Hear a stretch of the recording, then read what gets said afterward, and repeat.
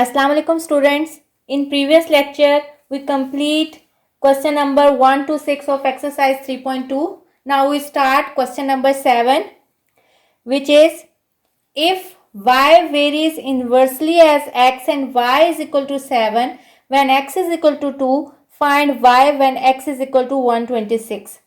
हमने previous lecture में पढ़ा था कि y डायरेक्टली प्रोपोर्शनल वाले हमने सारे किए थे।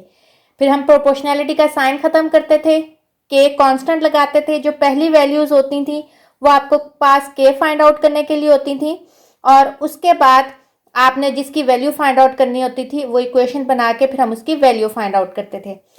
अब देखें, इस क्वेश्चन में उसने आपको कहा है कि y वेरीज इनवर्सली, यानी y जो है वो वेरी कर रहा है इनवर्सली प्रोपोर्शनल। बाकी सारा कुछ वैसे ही होगा, सिर्फ इसमें फर्क ये है कि ये डायरेक्टली प्रोपोर्शनल की जगह इनवर्सली है।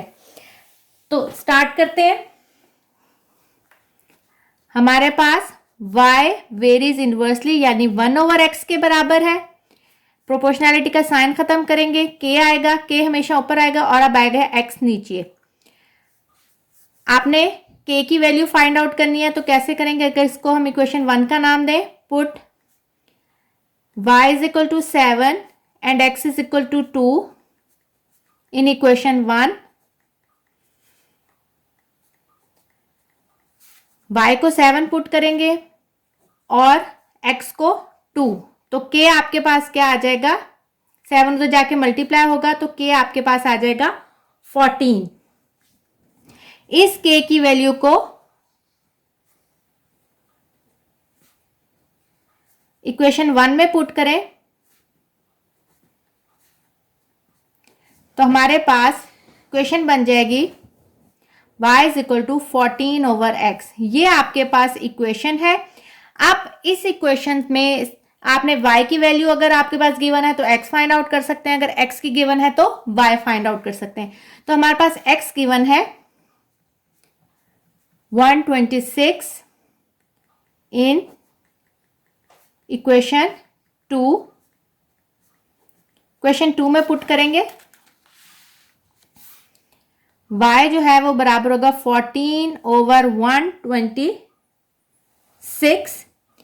इसको आप सिंप्लीफाई करेंगे, 2 के टेबल पर काटते हैं, 2 7 jar, 2 6 jar, 2 3 jar, 7 1 jar 7, 7 9 jar. तो आपके पास y की वैल्यू आ गई 1/9। तो यही आपने रिक्वायर्ड आपके पास थी कि y की वैल्यू फाइंड आउट करनी है। अब इसका क्वेश्चन नंबर 8 करते हैं। If y is inversely proportional to x, यानी y is directly proportional to 1/x, इसको ऐसे ही पढ़ सकते हैं, और y is inversely proportional to x and y is equal to 4 when x is equal to 3, find x when y is equal to 24। ये पहली वैल्यू तो आपके पास k फाइंड आउट करने के लिए, और अब आपने x फाइंड आउट करना है, y 24 है। तो पहले हम इक्वेशन बनाएंगे, फिर इसमें वैल्यू पुट करेंगे। सबसे पहले y डायरेक्टली प्रोपोर्शनल 1/x या inversely proportional to x। Proportionality का साइन खत्म करेंगे, कांस्टेंट आएगा, put y is equal to 4 and x is equal to 3 in equation 1। Equation 1 में पुट करेंगे y को 4 और x को 3, तो k आपके पास आ जाएगा, ये उधर जाके मल्टीप्लाई होगा, k आ जाएगा आपके पास 12। Put value of k in equation 1। Equation 1 में जब आप k की वैल्यू पुट करेंगे तो आपके पास आ जाएगा y is equal to 12/x। ये आपके पास इक्वेशन आ गई। अब आपके पास गिवन क्या है? आपके पास गिवन है कि put y is equal to 24 in equation 2 और आपने x फाइंड आउट करना है।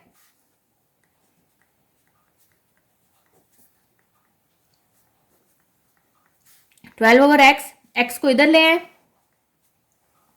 और 24 को इधर ले आए, तो ये आपके पास x की वैल्यू आ गई 1/2। इसका क्वेश्चन नंबर 9, 10, 11 आप खुद करेंगे, मैं 12 और 13 आपको करवा देती हूँ। इसका क्वेश्चन नंबर 12 है v is inversely proportional to r cube and v is equal to 5 and r is equal to 3। ये दोनों वैल्यू किस लिए हैं? k फाइंड आउट करने के लिए। अब फाइंड आउट आपने क्या करना है, find v when r is equal to 6 and r भी फाइंड आउट करना है when v is equal to 320। सबसे पहले आप इक्वेशन बनाएंगे।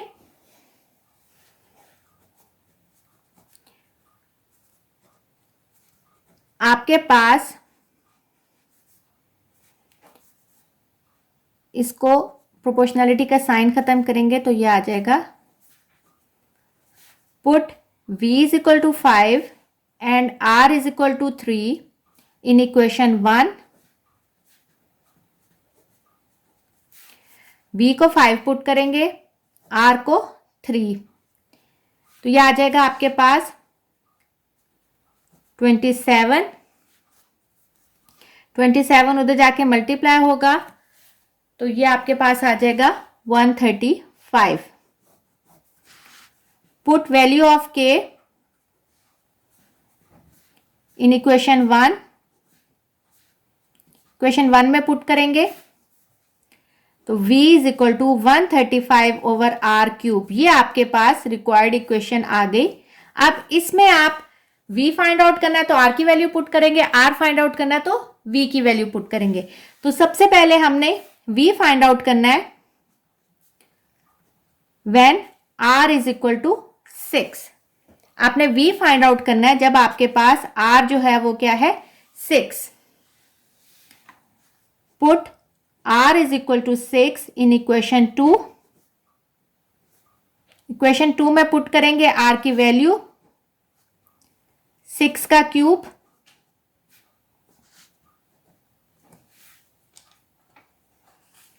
सिक्स का क्यूब होता है आपके पास 216।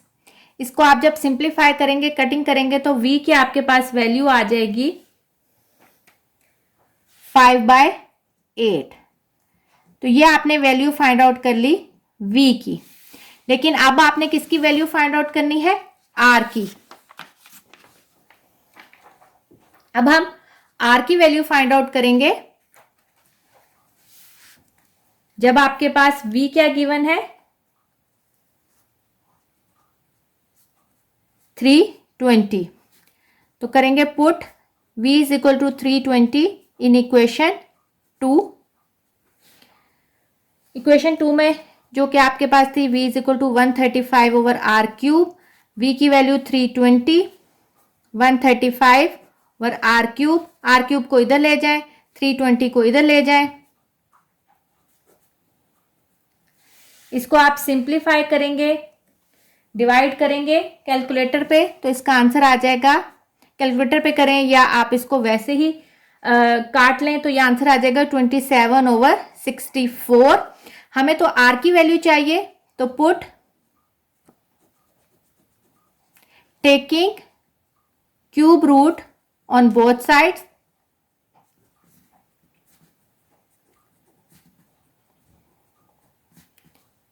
जब हम क्यूब रूट लेंगे तो ये क्यूब कट जाएगा। क्यूब रूट मैंने आपको बताया था कि स्क्वायर रूट में हम ऊपर नहीं कुछ डालते, लेकिन क्यूब रूट में हम छोटा सा 3 डालते हैं। 27 का क्यूब रूट और 64 का cube root.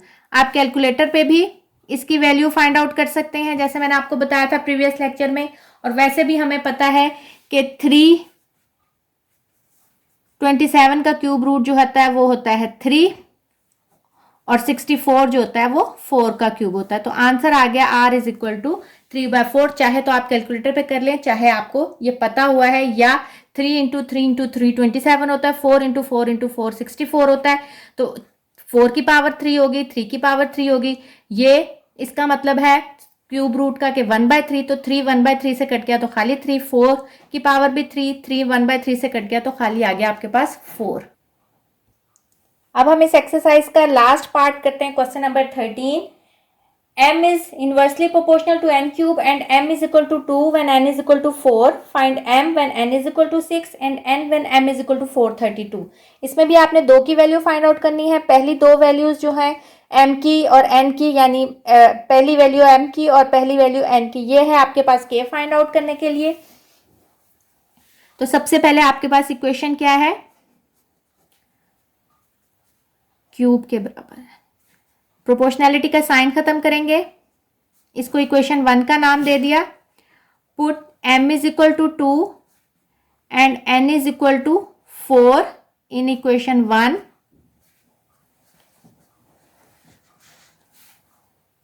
To is equal to k over 4 का क्यूब. 4 का क्यूब होता है आपके पास 64.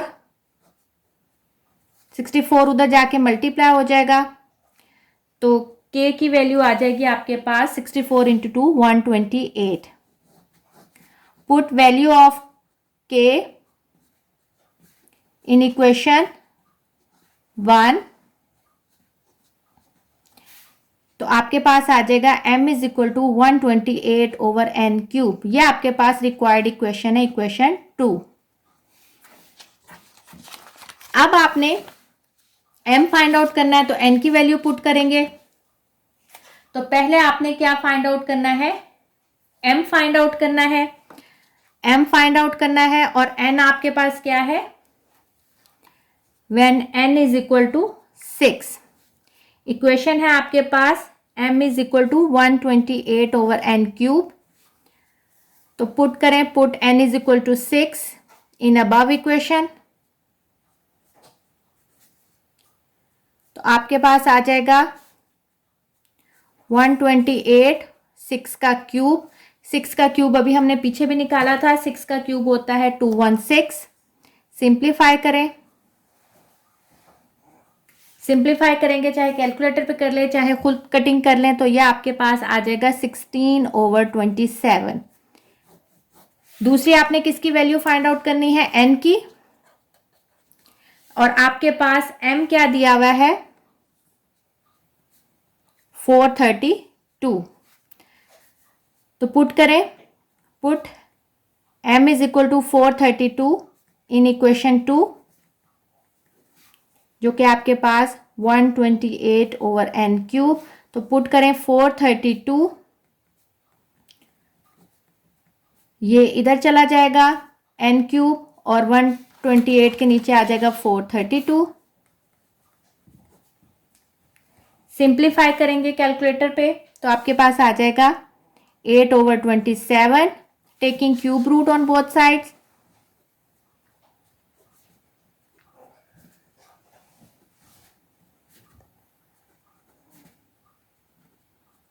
तो आपके पास आएगा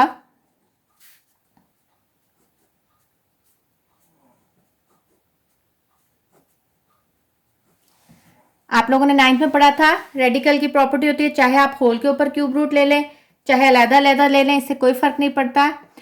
2 अगर 2 का क्यूब जो है वो 8 के बराबर होता है तो 2 का क्यूब ये से कट जाएगा और ये 3 का होता है तो आपके पास n की वैल्यू आ गई 2/3. इस तरह आपके पास 3.2 एक्सरसाइज जो है वो कंप्लीट हो गई.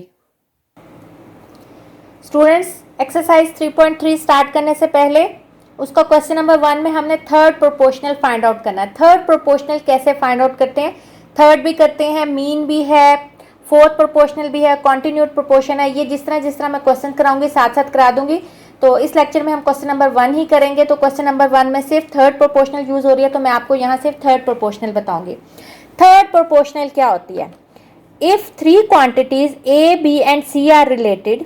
अगर आपके पास 3 क्वांटिटीज और वो इस तरह रिलेट हो कि A ratio B proportion B ratio C, यानी जो आपके पास सेकंड क्वांटिटी है वो 2 दफ़ा आए पहली क्वांटिटी और जो तीसरी क्वांटिटी है वो सी हो, यानी पहली और आखिरी एक दफ़ा आए और सेकंड क्वांटिटी 2 दफ़ा आए, तो इसको हम कहते हैं थर्ड प्रोपोर्शन.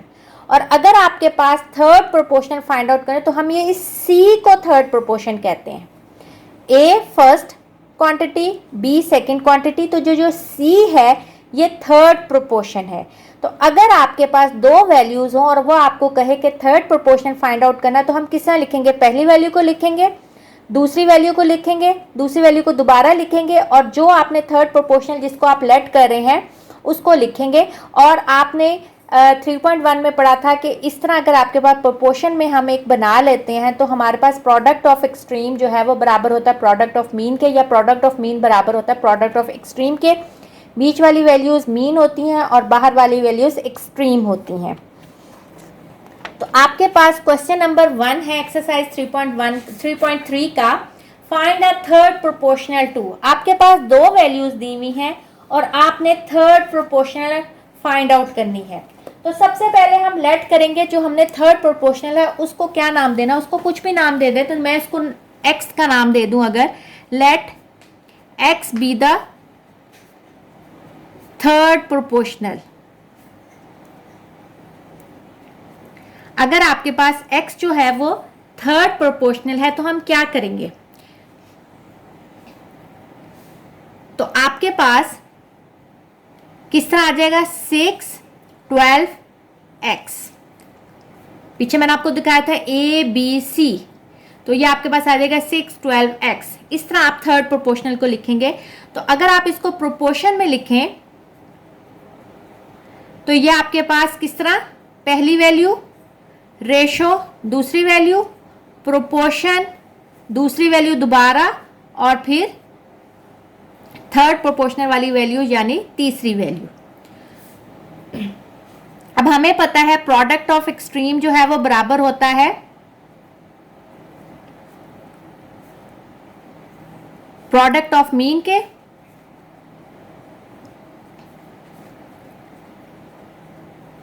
एक्सट्रीम का है जो बाहर वाली वैल्यूज सॉरी, तो यह आ जाएगा 6 इंटू एक्स और 12 इंटू 12। 12 इंटू 12 होता है 144। एक्स को इधर रहने दें, 6 इधर जाके डिवाइड हो जाएगा। तो x अगर आप इसको कैलकुलेटर पे करेंगे तो x की वैल्यू आ गई 24। तो इसकी जो थर्ड प्रोपोर्शनल है यानी x, उसकी वैल्यू हमने फाइंड आउट कर ली।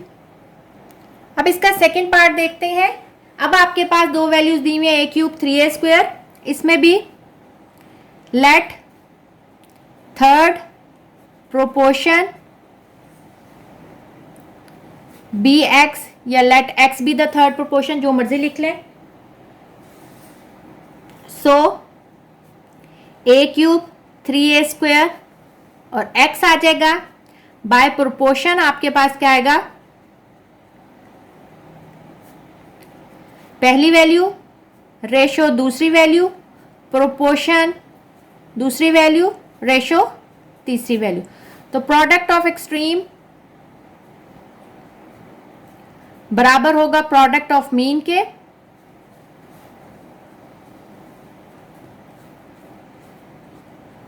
एक्सट्रीम में आपके पास क्या आ जाएगा? x और a³, और यहां आ जाएगा 3a² और 3a²। x को इधर रहने दें, 3 3 9। और आपको पता है जब पावर्स जो है वो बेसिस जो है वो सेम हो और मल्टीप्लाई हो तो पावर्स क्या होती हैं? ऐड। तो a बन जाएगा a4। बेसिस जब मल्टीप्लाई होती हैं सेम बेसिस तो पावर्स जो हैं वो ऐड हो जाती हैं और ये a आ जाएगा a³। अब मल्टीप्लाई में पावर्स ऐड होती हैं और अगर सेम वेरिएबल हो और नीचे डिवाइड में हो तो पावर सब्ट्रैक्ट हो जाती हैं। ये 4 है या नीचे 3 है तो ये ऊपर जाएगा 4 - 3। तो ये आपके पास बन जाएगा a की पावर 1 यानी 9a। तो आपके पास थर्ड प्रोपोर्शन बन जाएगी 9a। इसका आप थर्ड पार्ट देखते हैं। a² माइनस b² और a minus b। Let x be the third proportion. So a² minus b², a minus b और x बाय प्रोपोर्शन पहली वैल्यू, दूसरी वैल्यू, प्रोपोर्शन, फिर दूसरी वैल्यू और एंड में x जो आपके पास थर्ड प्रोपोर्शनल है। Product of extreme product of mean के बराबर है। एक्सट्रीम है आपके पास x into a² minus b² और प्रोडक्ट ऑफ मीन आपके पास हो जाएगी a माइनस b और a माइनस b। x को इधर रहने दें, ए minus b, A minus b, a square minus B square इसके नीचे चला जाएगा। ए स्क्वायर माइनस बी स्क्वायर हमें पता है किसके बराबर होता है, ए माइनस बी, और ए प्लस बी बराबर होता है ए स्क्वायर माइनस बी स्क्वायर के। तो हम यहाँ फॉर्मूला ओपन करेंगे ताकि हमारे पास सिंप्लीफाइड फॉर्म में आ जाए। तो ये एक ए माइनस बी दूसरे के ए माइनस बी ऊपर से कट जाएगा और आपके पास रिक्वायर्ड आंसर आ जाएगा A minus B over A P plus B is the third proportional of the required question. आपके पास फोर्थ पार्ट है एक्स माइनस वाई का square X cube minus Y cube. देखें अभी हमने प्रीवियस क्वेश्चंस में x को थर्ड प्रोपोर्शनल लेट किया था। देखें अगर आप इसमें भी x को लेट करेंगे थर्ड प्रोपोर्शनल तो हम कंफ्यूज हो जाएंगे कि हमने वैल्यू किसकी फाइंड आउट करनी है। तो अगर आपके पास बाकी प्रोपोर्शनल में भी x है तो हम कोशिश करेंगे कि आप जिसको लेट करें वो x ना हो। तो आप उसकी जगह कुछ भी ले सकते हैं, a ले लें, z ले लें, कुछ भी। तो मैं यहां लूंगी let a B the third proportional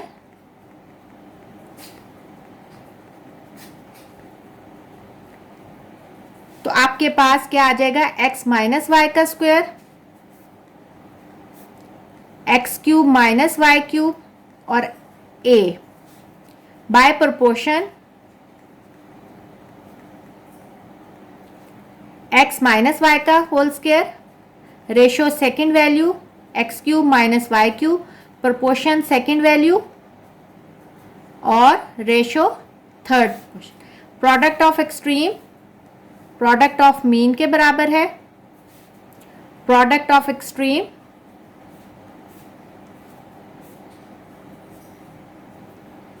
is equal to product of mean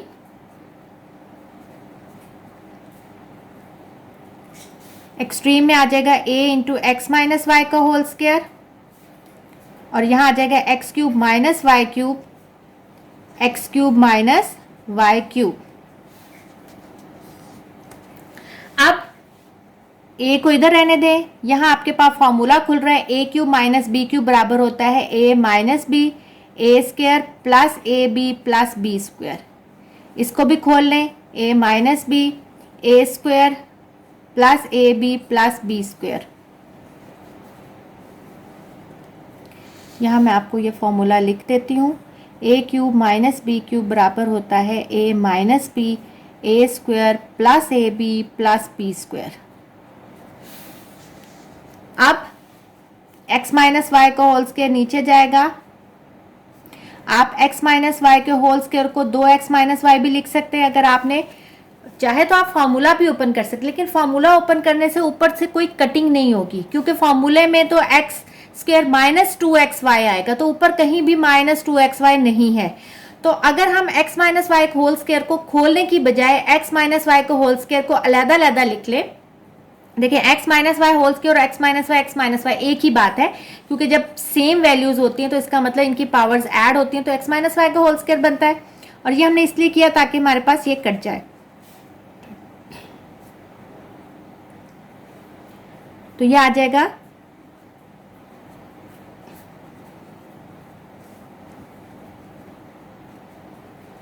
दोनों सेम वैल्यूज हैं तो हम इनका स्क्वायर लिख सकते हैं जैसे उसको हमने अभी खोला था और इसको हम सेम उसी तरीके से उसको सेम वैल्यूज हैं तो इसका मतलब इसकी भी 1 इसकी भी 1 तो वो ऐड होके 1 + 1 2 पावर। तो एक्स के plus x y plus y square का होल स्क्वायर जो है ये आपके पास थर्ड प्रोपोर्शन है।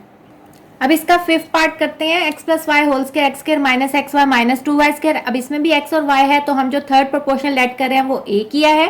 Let a B the third proportional x plus y whole square x square minus x Y minus 2y square और a बाय प्रोपोर्शन में पहली वैल्यू सेकेंड वैल्यू फिर सेकेंड वैल्यू प्रोपोर्शन के बाद फिर ratio third proportion. Product of extreme जो है वो बराबर होगा प्रोडक्ट ऑफ मीन के।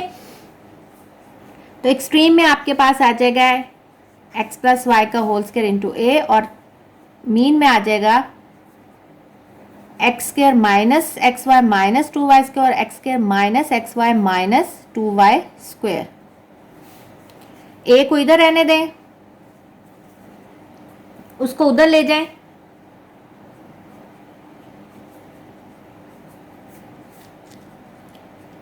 Minus x Y minus 2y का square over x plus Y का होल स्क्वायर। अब देखिए, आप अगर फॉर्मूला ओपन भी करते हैं और एक्स प्लस वाई भी लिखें तो ऊपर नीचे कोई कटिंग नहीं होगी, सिंप्लीफाई नहीं होगा। और देखिए ये दोनों वैल्यू सेम है, तो क्या हम इसको लिख सकते हैं X square minus x Y minus 2y square का square over x plus Y का होल स्क्वायर।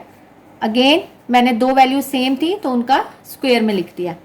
अब देखिए, अगर आप स्क्वायर लेंगे तो बहुत कॉम्प्लिकेटेड होगा, लेकिन अगर आप देखें तो ये आपके पास मिड टर्म ब्रेक हो सकती है।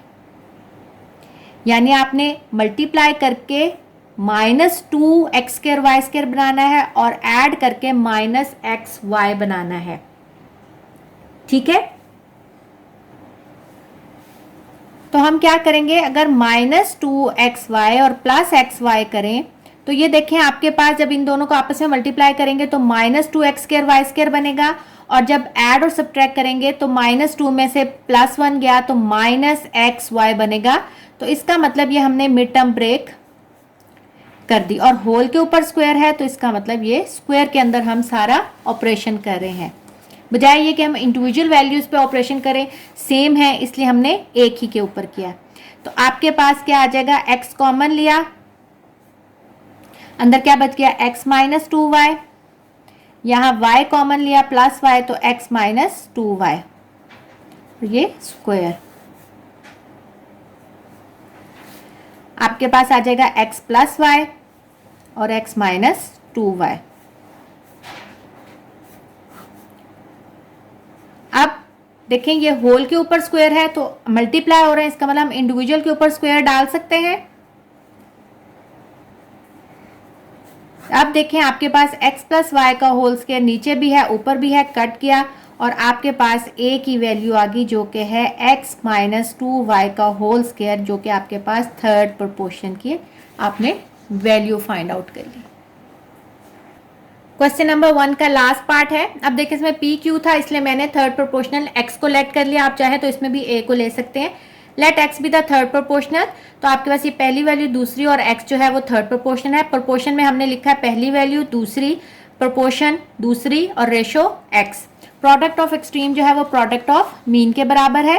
एक्सट्रीम में आ जाएगा x into P square minus Q square over P Q plus Q cube, और यहाँ आ जाएगा आपके पास p minus Q, P square minus P Q plus Q square और p minus Q P square minus P Q plus Q square. चाहे तो आप इसको इकट्ठा करके स्क्वायर की फॉर्म में भी लिख सकते हैं, चाहे तो अलहदा रहने दें, क्योंकि यहाँ आपके पास ये फॉर्मूला खुलेगा तो बहुत सारी चीज़ें कटने के चांसेस हैं। अगर जगह का मसला हो तो आप इसको बेशक इस तरह भी लिख सकते हैं कि इसके ऊपर भी स्क्वायर दे दें और इसके ऊपर भी स्क्वायर दे दें। अब देखें ये P Q plus Q cube ये यहाँ डिवाइड हो रहा है, वहां जाके क्या हो जाएगा मल्टीप्लाई प्लस क्यू क्यूब, और ये यहाँ मल्टीप्लाई हो रहा है यहाँ जाके डिवाइड हो जाएगा। फॉर्मूला ओपन करेंगे, अभी मैंने पीछे आपको लिख के दिया था क्यूब का फॉर्मूला, वही फॉर्मूला यहाँ चलेगा कि बराबर होगा p plus Q P square minus P Q plus Q square. जिसमें यहाँ माइनस होता है उसमें शुरू में माइनस आता है, बाकी सारी वैल्यू प्लस में होती हैं, और जिसमें यहाँ प्लस आता है उसमें माइनस पी क्यू आता है, बाकी सारी चीज़ें प्लस में होती हैं। और P square minus Q square आपको पता है बराबर होता है p प्लस क्यू और p माइनस क्यू के। अब देखें p माइनस क्यू, एक p माइनस क्यू से कट गया, ये p प्लस क्यू इससे कट गया, P square minus P Q plus Q square ये पूरा जो है इसके एक से कट गया। तो आपके पास x की वैल्यू आ जाएगी p minus Q over P square minus P Q plus Q square, और ये आपके पास रिक्वायर्ड थर्ड प्रोपोर्शनल है। स्टूडेंट्स, उम्मीद है कि आपको क्वेश्चन नंबर 1 थर्ड प्रोपोर्शन इस एक्सरसाइज का समझ आया होगा। इसलिए मैंने ये नई चीज़ थी आपके लिए, इसलिए मैंने इसमें से कुछ होमवर्क नहीं दिया। इंशाल्लाह नेक्स्ट जो पार्ट्स हैं उसमें से कोई ना कोई होमवर्क मिलेगा। वैसे आप लोग इसकी प्रैक्टिस करें। ओके स्टूडेंट्स, टेक केयर, अल्लाह हाफिज़।